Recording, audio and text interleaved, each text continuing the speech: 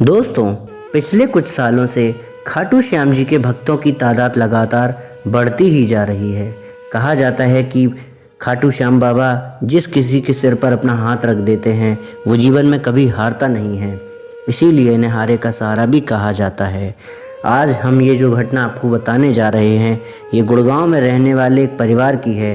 ये घटना अभी 2 महीने पहले की ही है। अभिषेक और उनकी पत्नी नेहा गुड़गांव के एक फ्लैट में रहते थे। दोनों एक प्राइवेट कंपनी में जॉब कर रहे थे। 1 साल पहले ही इनकी शादी हुई थी। दोनों एकदम मॉडर्न नए ख्यालों वाले, ना उन्हें भगवान से मतलब था, ना ही अपने कल्चर से और ना ही अपने घर वालों से। दोनों पति पत्नी अपनी छोटी सी दुनिया में खुश थे। दिन भर जॉब करना और रात में पार्टी, इसके अलावा उन्हें कोई दुनिया देखी ही नहीं थी उन्होंने। ऐसे ही समय बीत रहा था। कुछ दिन बाद अभिषेक और नेहा को पता चला कि वो माता पिता बनने वाले हैं। ये खबर सुनकर दोनों की खुशी का ठिकाना ही नहीं रहा। दोनों ने ये खबर पहले अपने माता पिता को दी। अभिषेक के माता पिता कानपुर में रहते थे। ये खबर सुनकर अभिषेक की माँ सुनैना ने कहा, बेटा ये तो तूने बहुत खुशी की खबर सुनाई, लेकिन अब बहू को बहुत ध्यान रखने की ज़रूरत है। तू अब उसकी नौकरी छुड़वा दे, मैं वहाँ आ जाती हूँ। बच्चा होने तक मैं अच्छे से बहू का ध्यान रखूँगी। तभी नेहा उन्हें आने के लिए मना कर देती है। अभिषेक नेहा को समझाता है कि माँ को आ जाने दो, तुम्हारा अच्छे से ध्यान रख लेंगी। लेकिन नेहा कहती है, आज के समय में किसी की ज़रूरत नहीं पड़ती और तुम्हारी माँ बहुत ही पुराने ज़माने की हैं। मैं एक अच्छी सी मेड रख लूँगी अपना ध्यान रखने के लिए, और आगे ज़रूरत पड़ी तो हम एक नर्स हायर कर लेंगे, आप चिंता मत करिए। ऐसे ही समय बीतने लगा। नेहा अपने अच्छे से ध्यान रखती और ऑफिस भी जाती थी। उसने 2 मेड रख ली थी, एक घर के काम के लिए और एक अपना ध्यान रखने के लिए। ऐसे ही 4 महीने बीत जाते हैं। नेहा ने ऑफिस से छुट्टी ले ली थी। वो सारा दिन घर पर रहती और आराम करती। ऐसे ही 8 महीने बीत गए। अभिषेक की माँ रोज़ फ़ोन करके नेहा का हालचाल पूछ लिया करती थी। एक दिन नेहा घर पर आराम कर रही थी, तभी उसे बहुत ज़ोर से प्यास लगी। अब उसने अपनी मेड को आवाज़ दी, लेकिन कई बार बुलाने पर भी कोई नहीं आया। तो नेहा धीरे धीरे चलकर किचन तक गई और पानी लेकर आई।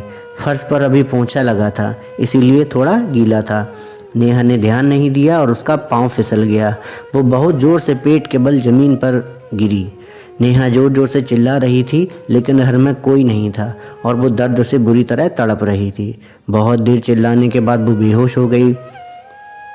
थोड़ी देर बाद जब दोनों मेड घर आई तो नेहा को देखकर घबरा गईं और उन्होंने अभिषेक को फ़ोन किया।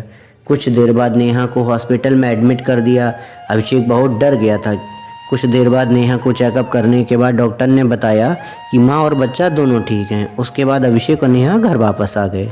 2 हफ्ते बाद नेहा की डिलीवरी हुई और उन्होंने एक बेटे को जन्म दिया। दोनों के माता पिता भी वहाँ पहुँच गए थे। पूरा परिवार बहुत खुश था। लेकिन 2 दिन बाद अभिषेक की माँ ने महसूस किया कि बच्चा किसी भी चीज़ पर कोई रिस्पॉन्स नहीं कर रहा था। ना वो किसी की बात सुनता है, ना ही किसी को देखकर कोई एक्टिविटी करता है। उन्होंने तुरंत ये बात सबको बताई। सब लोग बच्चे को लेकर हॉस्पिटल गए।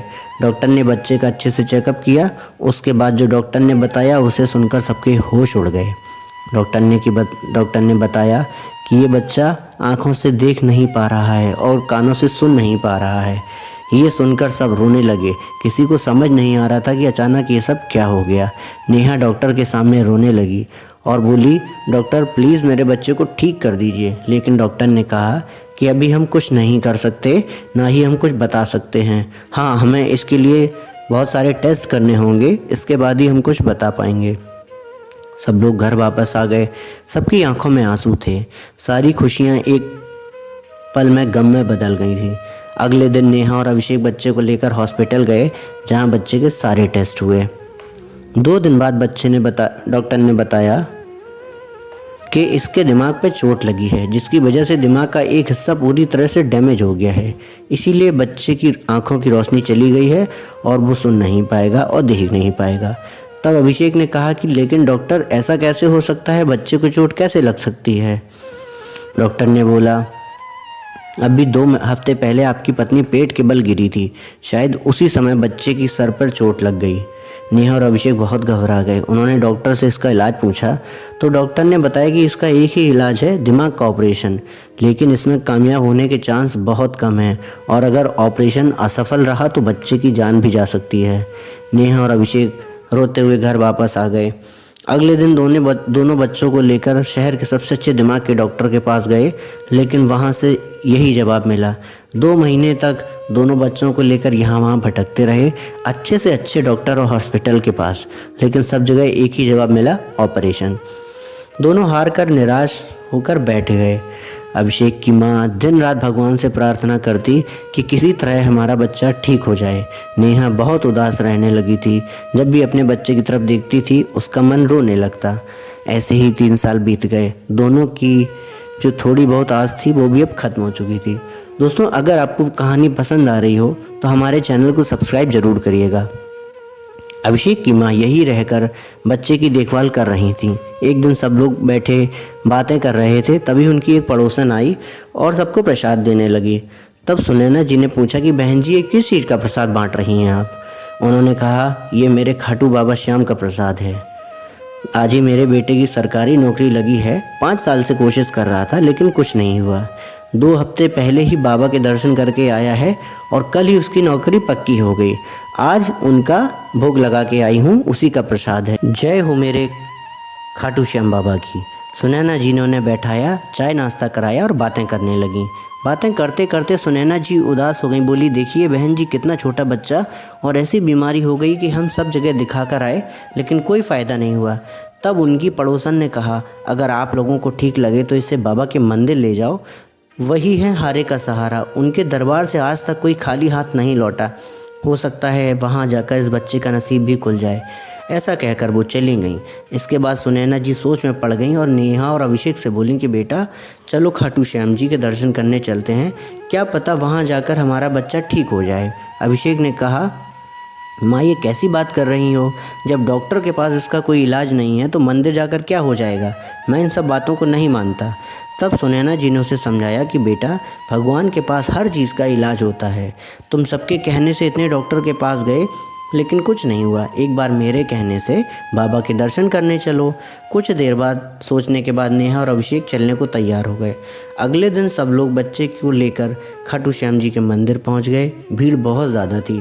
3 घंटे लाइन में लगने के बाद बाबा के सामने पहुँचे। बाबा को देखते ही नेहा और अभिषेक की आंखों में आंसू बहने लगे और दोनों ने हाथ जोड़कर बाबा से कहा, बाबा आज तक हमने कभी भगवान की पूजा नहीं की, आज पहली बार हम आपके दर्शन करने आए हैं, हमारे बच्चे पर कृपा करो बाबा। ऐसा कहकर दोनों फूट फूट कर रोने लगे। कुछ देर बाद दर्शन करके सब बाहर आए। सुनैना जी बच्चे को गोद में लेकर चल रही थी। सामने एक पत्थर पड़ा था। उन्होंने भीड़ भाड़ में नहीं देखा और वो उस पत्थर से टकराकर गिर गईं। बच्चे का सर पत्थर से टकराया और खून बहने लगा। दोनों को पास के हॉस्पिटल में एडमिट कराया गया। सुनैना जी को थोड़ी ही चोट आई थी लेकिन बच्चा बेहोशी की हालत में था। उसके सर में ज़्यादा चोट आई थी। सारा दिन बीत गया लेकिन बच्चे को होश नहीं आया। डॉक्टर भी कुछ नहीं समझ पा रहे थे। नेहा का रो रो कर बुरा हाल हो रहा था। ये सब देखकर अभिषेक परेशान हो गया और अपनी माँ से बोला, माँ ये सब आपकी वजह से हुआ है ना, हम ना यहाँ आते और ना हमारे बच्चे का ये हाल होता। पूरी रात बीत गई। सुबह 6 बजे बच्चे ने अपनी आंखें खोली और नेहा ने उसे अपनी गोद में लिटा दिया। बच्चा मुस्कुराकर सबको देख रहा था जैसे उसे कुछ हुआ ही नहीं। वो सबके इशारे समझ रहा था और सबकी बातें सुन रहा था। उसकी आंखों की रोशनी वापस आ गई थी और वो सब कुछ सुन पा रहा था। यह सब देखकर नेहा और अभिषेक को अपनी आंखों पर विश्वास नहीं हुआ। दोनों ने बच्चे को गले से लगाया और बाबा का धन्यवाद किया। उनकी तो जैसे दुनिया ही बदल गई थी खाटू आकर। दोनों की आंखों से आंसू रुक ही नहीं रहे थे। अगले दिन बच्चे के साथ तीनों बाबा के दर्शन किए और घर वापस आ गए। उसके बाद से दोनों पति पत्नी हर महीने बाबा के दर्शन करने जाने लगे। जय हो खाटू नरेश की। तो दोस्तों, अगर आपको हमारी खाटू श्याम बाबा की कहानी पसंद आई हो, उनके एक नहीं उनके कई चमत्कार हैं। अगर आपको और भी इसी तरह की चमत्कारिक कहानियाँ सुनना पसंद आप करते हैं तो हमारे चैनल को सब्सक्राइब करिए और वीडियो को लाइक करिए।